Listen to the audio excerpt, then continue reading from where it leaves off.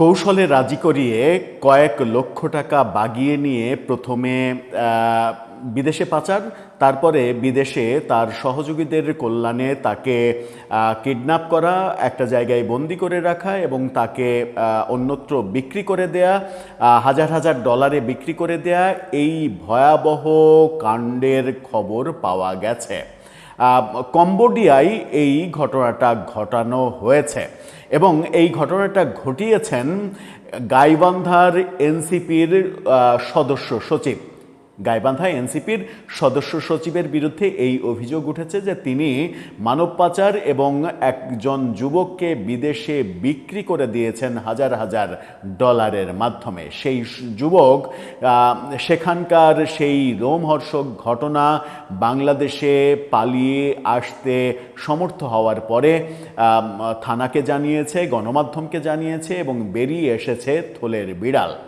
ঘটনাটা কতটা লোমহর্ষক যে একজন যুবককে বাংলাদেশ থেকে পাচার করা হলো বিদেশে এবং সেখানে কোনো একটা চক্রের কাছে হাজার হাজার ডলার দিয়ে বিক্রি করে দেয়া হলো, সেখানে নির্যাতন করা হলো তাকে, মাসের পর মাস নির্যাতন করার পরে কোনো মতে কৌশলে তারা পালিয়ে, তিনি সহ আরও কয়েকজন ছিলেন এই চক্রের হাতে বন্দী, তারা পালিয়ে আসতে সমর্থ হওয়ার পরে এই চাঞ্চল্যকর ঘটনাটা ঘটেছে।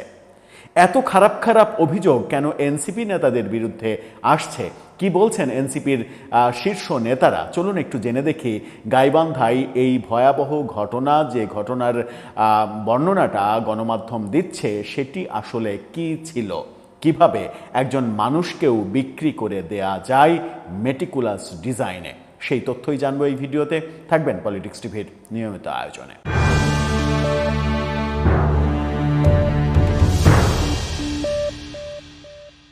দর্শক, বলছিলাম একজন যুবককে বিক্রি করে দেওয়ার মেটিকুলাস ডিজাইনে যারা খুব পারদর্শী তারা প্রফেসর ইউনুস এবং প্রফেসর ইউনুসের সৈন্য সামন্ত শিষ্যরা, এবং সেই শিষ্যদের একজনের বিরুদ্ধেই অভিযোগ উঠেছে যে একজন যুবককে বিদেশে পাচার করে তাকে বিক্রি করে দিয়েছে কোনো একটা চক্রের হাতে।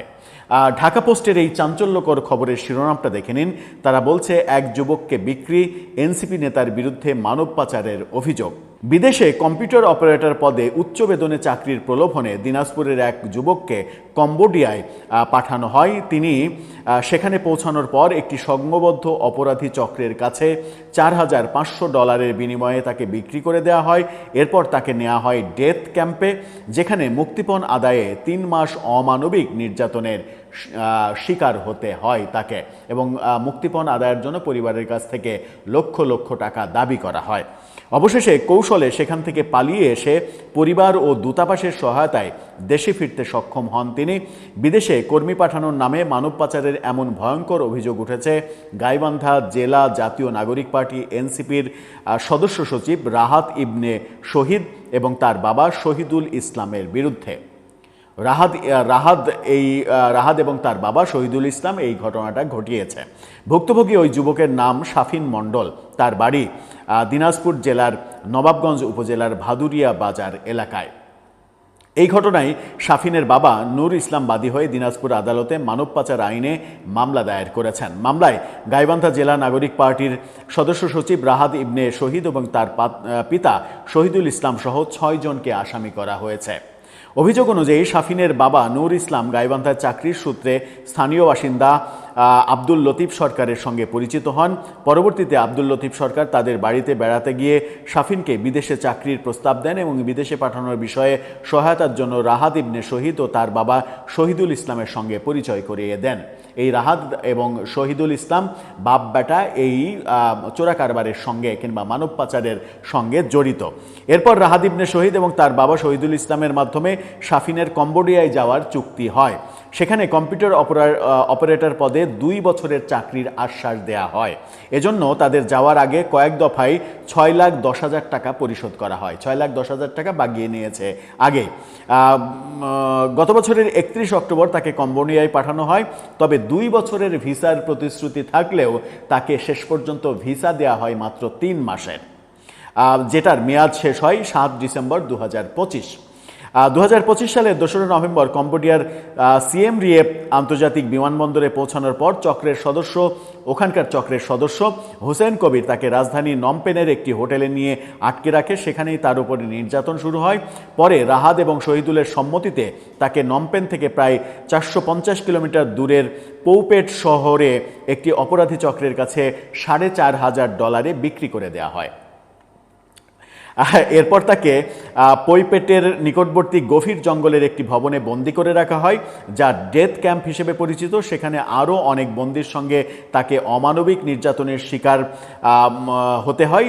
সেখানে খাবার না দেওয়া, শারীরিক নির্যাতন, বিদ্যুতের শক দেওয়ার মতো ঘটনা ঘটানো হয়। একই সঙ্গে তাকে হত্যার ভয় দেখিয়ে পরিবারের কাছ থেকে বড় অঙ্কের টাকা মুক্তিপণ চাওয়া হয়।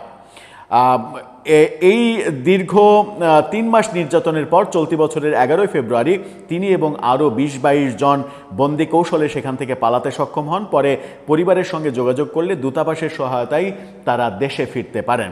ভুক্তভোগী শাফিন মণ্ডলের সঙ্গে কথা বলে সেই ঘটনার ভয়ঙ্কর চিত্র পাওয়া গেছে। তিনি বলেছেন $4,500 তাকে বিক্রি করে দেওয়া হয়েছিল। তিনি আরও বলেছেন, 3 মাস নির্যাতনের পর আমি ঠিক করলাম হয় মরবো না হলে বাঁচবো, কিন্তু এখানে আর থাকবো না। পরে পাসপোর্ট ও ফোন নিয়ে সেখান থেকে বন্দি আরও 22 জন সহ আমরা পালিয়ে যাই। শাফিনের ভাই বেগম রোকেয়া বিশ্ববিদ্যালয়ের শিক্ষার্থী নাইমুর রহমান ডেথ ক্যাম্প থেকে পালানোর সেদিন সন্ধ্যায় তারা আমাদের সঙ্গে যোগাযোগ করেন, কিন্তু কম্বোডিয়ায় বাংলাদেশের দূতাবাস না থাকায় থাইল্যান্ডে অবস্থিত বাংলাদেশ দূতাবাসের পরামর্শ নেন তারা। তারপরে ফিরিয়ে আনা হয়। পরবর্তীতে কম্বোডিয়ার ইমিগ্রেশনে ওভারস্টে হওয়ায় প্রতিদিন $10 হিসেবে মোট $790 এবং এক্সিট পারমিশনের জন্য $30 সহ মোট $820 জরিমানা পরিশোধ করতে হয়। পাশাপাশি বাংলাদেশ থেকে বিমানের টিকিট ব্যবস্থা করে গত 23 ফেব্রুয়ারি তাকে দেশে ফিরিয়ে আনা হয়।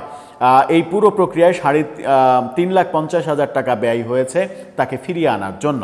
তার অভিযোগ, এই ভয়ঙ্কর মানব পাচার চক্রের সঙ্গে গাইবান্ধার ধনপাড়ার বাসিন্দা আরমান সরকার কম্বোডিয়ায় অবস্থানরত চক্রের হুসাইন কবিরের ভাই হুমায়ুন কবির সাথে ওই যে রাহাত এবং তার বাবা শহীদুল, এদের সঙ্গে এরাও জড়িত। তিনি আরও বলেন, শাফিনকে কম্বোডিয়ায় পাঠানোর সময় হজরত শাহজালাল আন্তর্জাতিক বিমানবন্দরে ওয়েটিং রুমে গিয়ে আরমান সরকার তাদের হাতে পাসপোর্ট এবং ভিসা তুলে দেয়। আর হুমায়ুন কবির একটি ভিসা কনসালটেন্সি প্রতিষ্ঠানের মাধ্যমে মানব পাচারের জন্য প্রয়োজনীয় সব কাগজপত্র প্রস্তুত করে। এদিকে অভিযুক্ত রাহাত ইবনে শহীদ এই অভিযোগ অস্বীকার করেন। অভিযোগটি সম্পূর্ণ বানোয়াট তিনি বলেছেন। তার সঙ্গে আমার চালের ব্যবসা নিয়ে ব্যবসায়িক সম্পর্ক রয়েছে, উনি আমার কাছ থেকে অনেক টাকা বাকি রেখেছে, এই কথা তিনি বলেছেন। তবে ভুক্তভোগীর বাবা এবং মামলার বাদী নূর আলম বলেন, তিনি 2017 থেকে 2024 সাল পর্যন্ত গাইবান্ধায় কোহিনুর কেমিক্যাল কোম্পানিতে চাকরি করেছেন। বর্তমানে তিনি ফিড কোম্পানির দিনাজপুর এরিয়া ম্যানেজার হিসেবে কর্মরত এবং স্থানীয় বাজারে ইলেকট্রনিক সামগ্রীর ব্যবসা করছেন। অর্থাৎ ওই রাহাদের বাবা শহীদুল তিনি মিথ্যা কথা বলছেন, তিনি আসলে চালের ব্যবসা করেন না, চালের ব্যবসার সঙ্গে তার কোনো সম্পর্ক নেই। অভিযোগ থেকে বাঁচতেই এ ধরনের বিভ্রান্তিকর তথ্য তারা দিচ্ছে, এই দাবি করেছেন। জাতীয় নাগরিক পার্টির বিভাগীয় সাংগঠনিক সম্পাদক সংসদ সদস্য ডক্টর আতিকুর রহমান মুজাহিদ বলেন, এই বিষয়ে আমরা জানি না, বিষয়টি তদন্ত করে দেখা হবে। অভিযোগের সঙ্গে বাস্তবতার মিল আছে কিনা সেটিও যাচাই করা হবে। পুলিশের পক্ষ থেকে এই মানব পাচার ব্যাপারে তদন্ত চলছে, এই ব্যাপারে আরও তদন্ত করে বিশদ জানা যাবে, এরকম কথা জানানো হয়েছে। তবে আসামিরা এখন পর্যন্ত গ্রেপ্তার হয়নি, এই তথ্যও আমরা জেনেছি। এই যে ভয়ঙ্কর ব্যাপার, একটা জলজান্ত মানুষকে, যুবককে 2 বছরের ভিসার নাম করে শেষ মুহূর্তে বিমানে ওঠার আগে 3 মাসের ভিসা ধরিয়ে দিয়ে তাকে কম্বোডিয়ায় পাঠানো এবং বিমানবন্দরে নামার পরে তাকে সেখান থেকে নিয়ে আটকে রাখা, তারপরে আরেক চক্রের কাছে বড় অঙ্কের টাকায় বিক্রি করে দেয়া, তারপরে নির্যাতন করে পরিবারের কাছ থেকে আরও বড় অঙ্কের টাকা দাবি করা, এই যে চক্র, এবং এখানে এনসিপি নেতা এবং তার বাবার যে নাম এসেছে এবং তারা গণমাধ্যমের কাছে মিথ্যা কথা বলছেন, এরকম কথাও ভুক্তভোগীর পরিবার থেকে বলা হচ্ছে। এর আসলে শেষটা কোথায়? এরকম ঘটনা আমরা আর কত শুনব? একের পর এক বিভিন্ন অতঃপর এর আগে আমরা দুর্নীতি, চাঁদাবাজি, মব এরকম ঘটনার সঙ্গে ওদের জড়িত থাকার অভিযোগ শুনেছি। এবার মানব পাচার এবং যুবককে বিক্রি করে দেয়া, এই অভিযোগের সঙ্গে এনসিপি নেতার এবং তার বাবার নাম উঠে আসলো। এর চাইতে এর চাইতে খারাপ বাস্তবতা আমাদের সামনে কি আরও আসবে? আমাদেরকে আরও বেশি অপেক্ষা করতে হবে তার জন্য? দর্শক, আপনার কাছে কি মনে হয়? আপনার মতামত জানিয়ে লিখতে পারেন আমাদের কমেন্ট বক্সে।